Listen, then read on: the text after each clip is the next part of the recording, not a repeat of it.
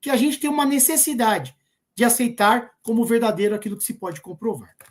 Léo, eu acho que eu paro por aí e gostei muito da sua primeira fala, porque nós fomos no mesmo caminho, só que eu fui numa parte filosófica e você foi numa parte mais matemática e lógica. Se tiver alguma coisa para falar aí sobre isso, ou quiser fazer um comentário, fica à vontade. Só vou ler aqui os comentários rapidinho. Gostei da sua fala também, né? Me fez pensar também nessa questão aí da dúvida, né? Tem muitas sutilezas envolvidas aí com a verdade, né, cara? E aqui eu vou dar boa tarde para Sabrina, para o Sócrates, né? Aê! Né? O Sócrates mandou algumas questões aqui. Não sei se dá para a gente responder agora ou ir respondendo ao longo da live, né? Ele mandou uma. Confia no seu time. O que você quiser, a gente faz. Ele mandou 6. 6? Puta, Sócrates, você mata nós aqui, meu. Ó, ele perguntou aqui, o que é a verdade socrática? Pô, Sócrates. Pô, mas você aí é a sua verdade, ó, Sócrates, é a sua verdade. Ó, Léo, o Sócrates é o maior exemplo para nós de início da busca da verdade, tá? Porque o Sócrates, ele mostra para as pessoas, quando ele usa Sócrates e Léo, Sabina e amigos que nos acompanham, quando o Sócrates ele conversa com as pessoas, ele vê que as pessoas não sabem explicar aquilo que defendem. Então, num processo de diálogo, o Sócrates vê que as pessoas acreditam em coisas que são inexplicáveis. Então, era muito triste, eu não queria ter convivido com o Sócrates, porque todo mundo que conversava com ele ficava encabulado, porque percebia o quanto era ignorante. Então, o Sócrates ele tinha um método muito importante de diálogo, Léo. E através do diálogo ele ia falando que ele usava a famosa maiêutica, que é parir o conhecimento. Então ele dizia que ele estava dando parto ao conhecimento, parindo o conhecimento. Se a gente pare o conhecimento, Sócrates, automaticamente a gente coloca as pessoas nos trilhos da verdade. Então Sócrates é um dos primeiros que fazem isso. E tem. As pessoas não gostam muito dele, viu, Léo? Tá? Há muita crítica a Sócrates na história da filosofia, mas foi um grande cara, nem sabemos se ele existiu. Tá? Pode ter sido até uma invenção de Platão. Beleza? Mas vou parar por aqui, Sócrates, senão a live não acaba nunca. Beleza, vamos lendo as questões ao longo da live para a gente não... Beleza. Obrigado, Sócrates. Deixa eu ver se dá para responder mais uma dele aqui. Vamos lá. Segundo, o que é a verdade de Cristo? Ô, Sócrates, essa aqui eu acho que vai cair na próxima questão. Mais para frente vamos discutir. O Cleiton te responde essa. Porra! Que responsa! Vez de quem falar agora, meu querido? Se quiser, eu começo agora. Tá, então eu vou perguntar aqui para você. Pô, faz favor aí. O que as escrituras dizem sobre a verdade? Rapaz, agora. Não esquece de responder essa pergunta do Sócrates. Tá, eu acho que vai estar sendo respondido aí ao decorrer da exposição. Gente, eu tô aqui reflexivo agora, porque eu me lembro de quantas dores eu já senti ao estudar. Estudar dói, e também ter algumas coisas que se acredita sendo diluídas na sua frente. É igual o Léo deu exemplo aí do Frege ou do Russell, que fala, puta, eu vou ter que... Puta merda, o cara acabou com o meu trabalho, meu. Então, eu vou dizer que a nossa trajetória intelectual, a trajetória religiosa, seja islâmica ou cristã, é uma trajetória difícil. Pode falar. Se não me falha a memória, acho que o Russell também quebrou a cara. Tem um livro que é em forma de quadrinho, que é Logic Comics. Foram 2 gregos que escreveram, né? Legal. E o Frege quebrou a cara, mas eu acho que o Russell, ele estava tentando desenvolver uma teoria dos tipos. Que ia formar, a partir dela, ligando ali como se fosse um Lego, você formaria toda a matemática. Aí ficou anos e anos e anos, milhares de páginas. Ele, eu acho que um cara chamado Whitehead, cabeça branca. Aí ele chegou nesse paradoxo. Aí formou o Frege, que era um cara que ele tinha ido conversar antes. Aí, ou seja, ele deu a rasteira nele mesmo e depois deu no Frege. Caramba! E o Gödel depois usou isso daí, na demonstração dele. Muito interessante. Curiosidade. Ó, fica à vontade, toda vez que tiver alguma coisa, pode me interromper. Mas é isso aí, porque você falou assim que às vezes a gente tem uma convicção muito forte, aí você começa a estudar. O Russell era a convicção da vida dele.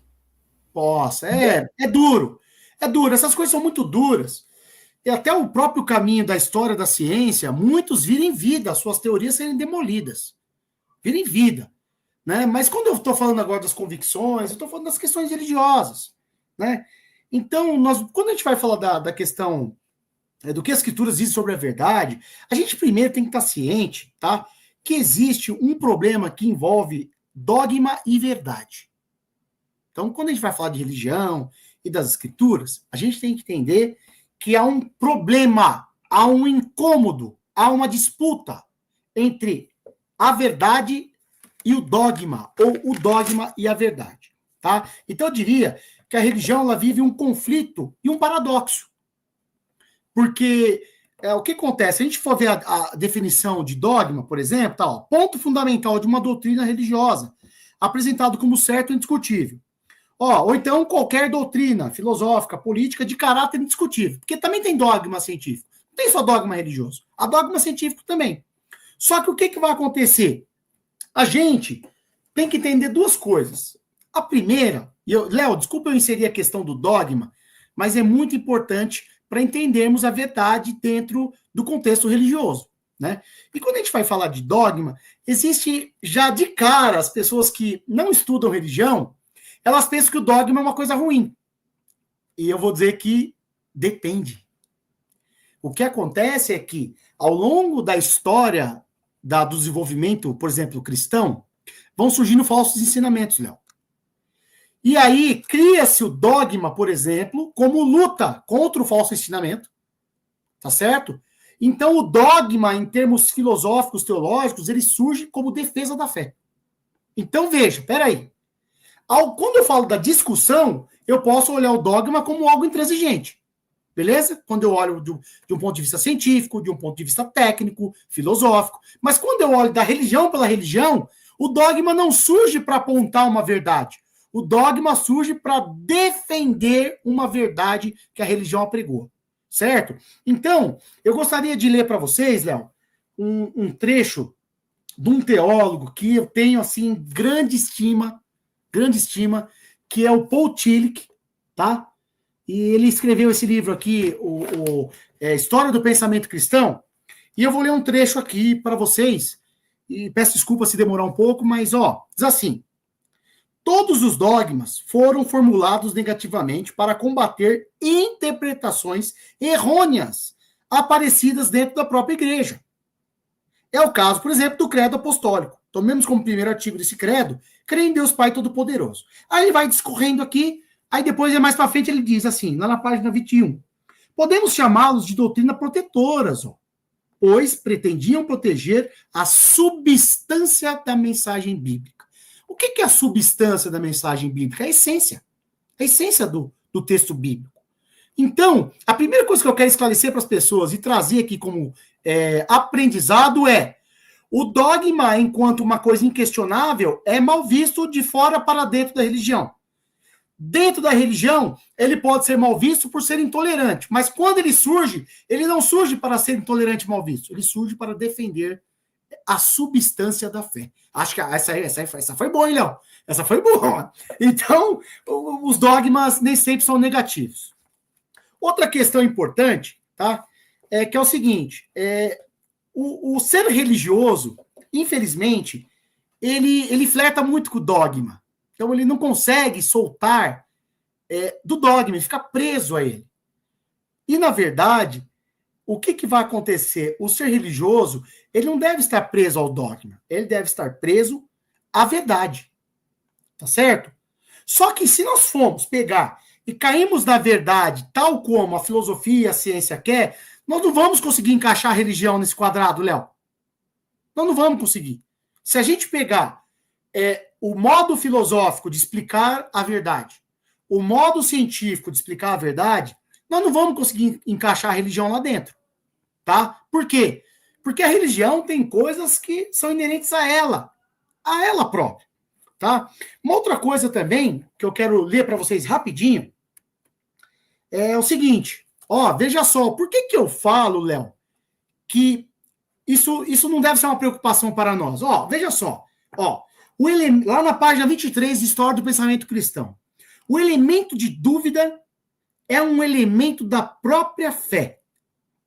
Compete à igreja aceitar os que consideram a fé questão de sua preocupação suprema, a qual querem servir com toda a sua força. Então, veja, Léo, a gente criar um dogma, mas, meu amigo, a fé, ela tem a dúvida como um balizador para encontrarmos a verdade religiosa, a verdade bíblica, ou a verdade cristã, ou a verdade islâmica.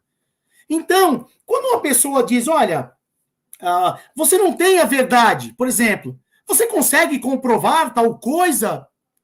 Meu amigo, assim como eu disse sobre o dilúvio, isso não faz diferença nenhuma para a gente.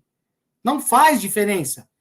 Porque, ao contrário, é a dúvida, tá? É a dúvida que vai transformar a nossa fé. Tá bom? Não sei se eu estou conseguindo ser entendido, Léo, aí no que eu estou dizendo, tá? Porque é muito, como é que eu posso dizer assim, é mais teórico do que prático. Nós estamos muito no campo das ideias. Então eu vou tentar descer isso pro chão, tá bom? Então é o seguinte, faz diferença ser comprovada a veracidade de Deus? Kaique, não fica bravo comigo. Não faz diferença. Sabe por quê, Léo? Porque a relação entre Deus, ela não é uma relação só coletiva. Ela é uma relação individual. Então é a partir do sujeito, tá? É a partir do sujeito, como indivíduo, ele tem uma relação com Deus. E agora, Léo, eu vou avançar aqui e volto nisso, mas eu vou ler alguns versículos cristãos que falam sobre a verdade, já estou acabando, tá? Que é o seguinte, Fica tranquilo. Tá ok. Diz assim, Jesus diz lá em João 14,6, eu sou o caminho, a verdade e a vida. Ninguém vê ao Pai senão por mim. Em João 8,32, que até usaram isso como slogan de campanha, mas pessoas que divulgavam mais fake news do que verdade na internet. Então é engraçado. Aí é quando a teoria não chega na prática, né? Que o sujeito diz, olha, conhecereis a verdade e a verdade vos libertará. Lá em João 8,32. Mas compensação na internet é só mentira. Inclusive, nós mostramos aí no nosso livro, vamos publicar em breve, que esse é um período onde os defensores da verdade são os mais mentirosos que existem na sociedade. Então, é complicado. Tem um versículo muito interessante, eu vou citar só esse caminho para o fim, que diz assim, é o Salmo 119, 160. Diz, olha, a verdade é a essência da tua palavra, e todas as tuas ordenanças são eternas. Então o salmista está dizendo que a palavra de Deus é a verdade. Tá certo? Mas em nenhum momento essa verdade é a verdade que a ciência vai comprovar. Nós estamos falando de verdade no sentido de que, vamos supor, a bondade, a irmandade, a justiça. Outra coisa, eu não encerro essa fala, Léo, porque as outras falas vão complementar isso que eu estou dizendo agora, tá?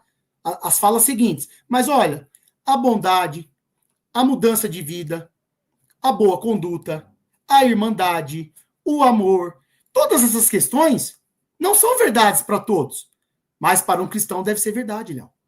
Isso é uma verdade para ele. Isso é uma prática real. Isso é um dado real da vida. Então, inclusive, quando eu falo também de que a salvação é individual, por exemplo, Léo, ou que é uma relação indivíduo-Deus, lá em 1 Coríntios 5,16 diz assim, olha, por que de onde sabes, ó mulher, se salvarás teu marido? Ou de onde sabes, ó marido, se salvarás a tua mulher?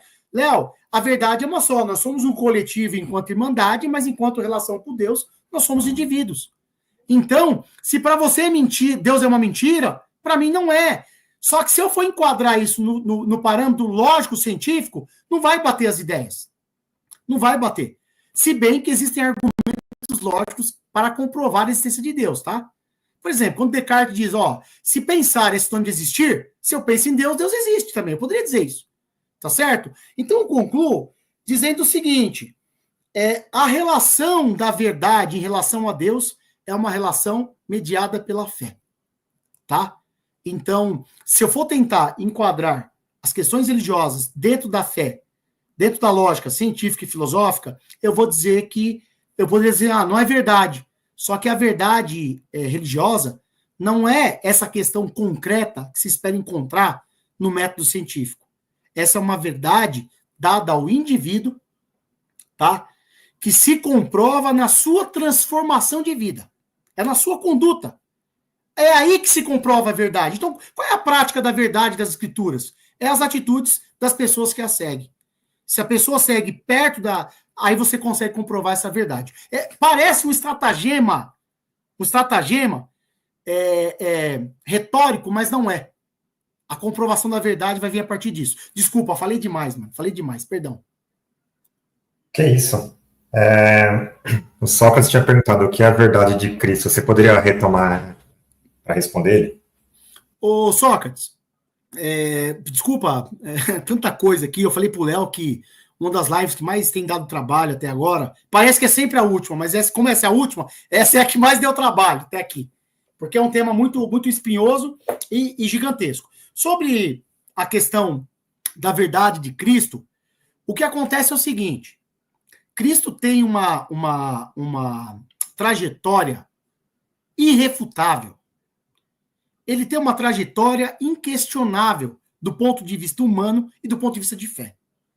E muitas das coisas que ele ensinou ao falar com as pessoas demonstram claramente que ele tem uma verdade. E essa verdade está exposta na forma como o seu discurso atinge as pessoas e as pessoas são transformadas. Então é por causa disso que nós falamos que, quando você tem aqui que ele diz, olha, eu sou o caminho, a verdade e a vida, é porque o caminho dele é de verdade um caminho de paz, de amor e de mudança de vida. Beleza?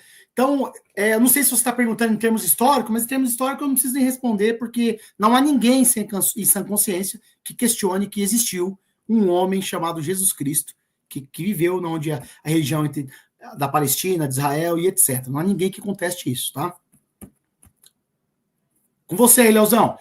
Se você quiser, Léo, partir aí para dizer o que você tem a dizer para nós sobre as escrituras e a verdade. Eu tô curioso, porque a gente geralmente se complementa, mas tem vezes que a gente se afasta também. Então, se você puder nos abrilhantar aí com uma exposição sobre isso, eu agradeço. Natural, né? Às vezes acontece. Ó, eu vou falar do ponto de vista do Alcorão, né? Claro. Às vezes, talvez eu possa entrar um pouco ali da Bíblia de acordo com um pouco que eu conheço, né? Perfeito. No Islã, normalmente nós temos as palavras, né? Elas têm raízes que são triliterais. No caso, tem uma raiz que é a raiz de verdade, que é Ra, Kaf e Kaf. É um K aqui na garganta. Essa é a raiz de verdade, da ideia de verdade. No entanto, em algumas partes, ela pode descrever a ideia de ter direito, né? Se referir a algo que é correto, tá bom?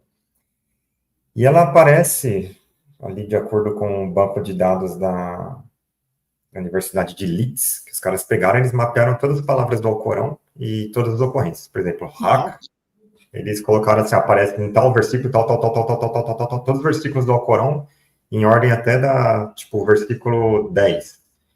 Quinta palavra, era Haq. Então eles fizeram um trabalho assim monumental. E eles contaram ali 287 ocorrências dessa raiz. Não tive tempo de ver, né? Ou seja, há uma preocupação com a verdade no Alcorão, né? Sim. E assim, eu vou ler aqui alguns trechos que eu anotei. 2:147. A verdade vem de Deus. Tá? 17:81. A verdade chegou e a falsidade pereceu. Aqui eu acho que é possível interpretar a verdade como a revelação, né, do Alcorão para o profeta Muhammad. Ou seja, a verdade, ela já automaticamente ela se sobrepõe sobre a falsidade. Né? Em 21:18 diz que ela esmaga a falsidade. 18:29 diz a verdade emana de teu Senhor. De novo, né? Ou seja, conforme o comentário inicial, a verdade é a realidade. E realidade é aquilo que existe. Mas quem faz as coisas existirem não é Deus? Então, eu vou falar uma expressão aqui, uma proposição. O céu é azul. É uma proposição. Ah, é azul. É uma coisa verdadeira. Mas quem fez isso? Foi Deus. Então, emana de Deus. Isso aqui até tem a ver com uma questão aqui que eu depois vou comentar do Sócrates. Né? Qual é a relação da matemática e a verdade? Tem dois trechos do Alcorão, ó, 24, quer dizer, 22, 62 e 24, 25, que diz categoricamente, ó, Allah é a verdade. Ou seja, Deus é a verdade. Aqui tem uma questãozinha, né? Porque o Alcorão proíbe que nós associamos parceiros a Deus. Tem aqui, ó, em 2:169, ele diz assim, ó, não digais acerca de Deus o que não sabeis. Mas o próprio Alcorão fala que Deus é a verdade. Né? Ou seja, ele é aquilo que existe. Né? Aquilo que é real. Só que eu não vou bater o martelo e falar, Deus é igual verdade. Né? Não vou bater o martelo porque eu posso estar fazendo uma associação indevida. Posso estar limitando Deus. Entendeu? Então é meio... Adorei! Adorei! 1585 diz assim, ó. E não criamos o céu e a terra e o que há entre ambos, senão com a verdade. Então, a verdade, ela faz parte do processo de criação, porque são coisas que existem, né? São reais. Então, a verdade está ali intrínseca, né? Deixa eu ver aqui.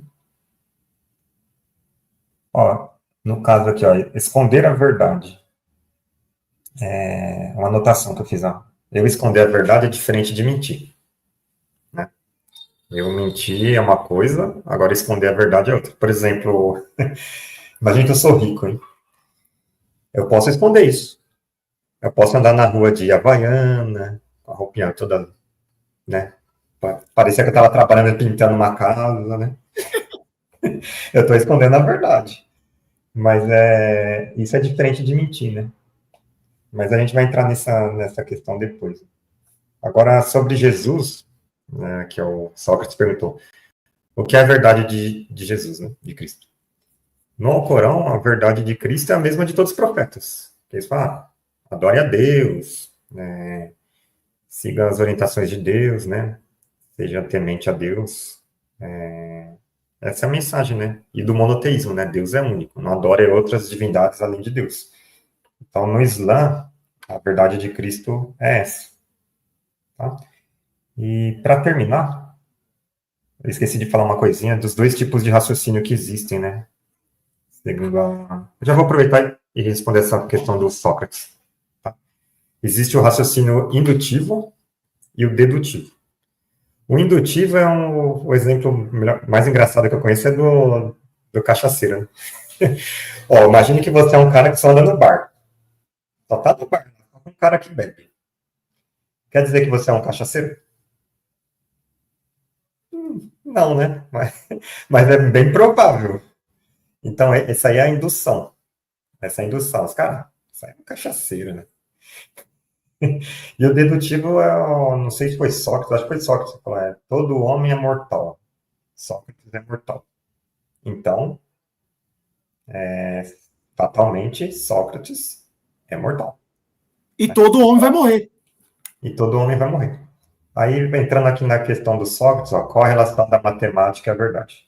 A matemática ela consegue trabalhar o raciocínio indutivo na probabilidade, né? Aquilo que dá para a gente numerar. O Cleiton, se ele só anda com um cachaceiro, então 99% de chance dele ser cachaceiro. E o dedutivo é esse, que tem na lógica matemática, né, e na teoria dos conjuntos. Tanto é que esses dois ramos da matemática, que infelizmente hoje a gente não dá muito valor no ensino fundamental, quer dizer, nem tem no currículo. Não tem no currículo de matemática lá a teoria dos conjuntos, nem a lógica. Só que esses dois ramos, eles se relacionam entre si e geram toda a matemática. Tem referências e provas disso daí, tá? Então, só que a matemática, ela estuda a verdade na lógica, que é um ramo da matemática. Por exemplo, esse exemplo que eu passei aí do todo homem é mortal. Isso aí é uma proposição, pode chamar isso de P. Aí tem lá a segunda proposição, Sócrates é homem. Aí tem o então. O então é uma implicação, né? Matemática. Então, matemática, o ramo da lógica, ele estuda a verdade. Tá? E a matemática, ela tem relação também com a linguagem. A nossa linguagem materna mesmo, a linguagem natural, que eu estou usando aqui para falar com vocês. Porque a lógica, toda a lógica e todas as teorias da matemática, inclusive a teoria dos conjuntos, você consegue explicar os conceitos usando palavras. Então, a matemática ela é inferior à linguagem, porque a linguagem consegue descrever a matemática, só que a matemática ela tem uma linguagem limitada, pela soma, subtração, integral, derivada, equações, aqueles sinais todos, aqueles símbolos matemáticos. Só que se você pegar todos esses símbolos matemáticos, vai lá, você vai ter, sei lá, uma centena de símbolos ou um pouco mais. Só que você pega um dicionário da língua portuguesa, você vai ver quantas palavras. 50 mil, 100 mil, vai saber, né? Então, a matemática, ela tem relação com a verdade nesse sentido. Só que o ponto de vista da matemática é que a verdade é sim ou não. Não existe meia verdade. Tá? Ah, mas você pode falar uma palavra assim, quer dizer, uma expressão da língua portuguesa. Hoje está chovendo e é sexta-feira. Então, aqui eu tenho uma frase que ela tem verdade e tem mentira ao mesmo tempo. Hoje está chovendo. Mas hoje é domingo, não é sexta. Então, de acordo com a matemática, não existe algo que seja ao mesmo tempo verdadeiro e falso. Se tem uma frase assim que tem coisas verdadeiras, para dar para você separar. Então, você tem uma parte verdadeira, hoje está chovendo, e uma parte que você separa, você corta e fala, hoje é sexta-feira. Não, falso. Não dá para misturar as duas coisas. A verdade e a mentira não dá para misturar, porque uma coisa existe, que é o fato de estar chovendo, e a outra coisa não existe. Não está de acordo com a realidade. Então não dá para juntar uma coisa com a outra, é impossível. Entendeu? É a mesma coisa, o Papai Noel. Papai Noel existe. Não, existe uma representação do Papai Noel. Você não pode